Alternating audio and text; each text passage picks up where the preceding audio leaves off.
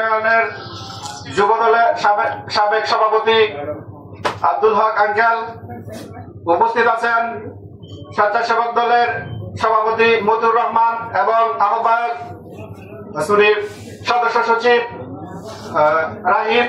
এছাড়া উপস্থিত আছেন 7 নং বাঞ্ছামপুর সদর ইউনিয়নের যুব দলের সেক্রেটারি আতিকুর রহমান লিটন ভাই।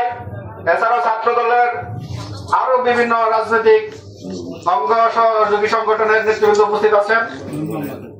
আমি হয়তো অনেকে এখনো চিনি না, এজন্য প্রত্যেকের নাম নিতে পারি না, সেজন্য আমি আন্তরিকভাবে দুঃখিত।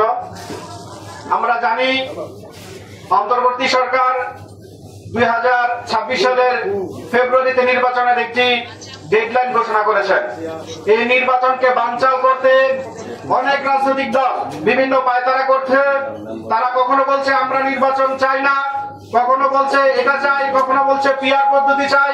বিভিন্ন ভাবে নির্বাচন বানচাল করার জন্য তারা উঠে পড়ে লেগেছে। আবার তারা বিভিন্ন জায়গায় প্রার্থী ঘোষণা করে ভোট চাচ্ছে, জনগণের কাছে গণসংযোগ করছে। নির্বাচন চায় না, কিন্তু আবার আইসা ভোট চায়।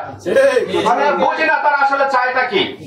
তো এই যে বিভিন্ন ষড়যন্ত্র চলছে, জাতীয়তাবাদী শক্তির বিরুদ্ধে যে বিভিন্ন ষড়যন্ত্র চলছে, সেই ষড়যন্ত্রের বিরুদ্ধে আমাদেরকে ঐক্যবদ্ধ থাকতে হবে, আমাদেরকে মানুষদেরকে সচেতন করতে হবে। সব সময় সততার সাথে ধৈর্য নিয়ে এই বিভিন্ন অপশক্তির বিরুদ্ধে সবাইকে ঐক্যবদ্ধ থেকে মোকাবেলা করতে হবে। আজকের এই জাতীয়তাবাদী স্বেচ্ছাসেবক দলের 46তম প্রতিষ্ঠা বার্ষিকী উপলক্ষে আগত সকলকে ধন্যবাদ জানিয়ে আমি আমার বক্তব্য শেষ করছি।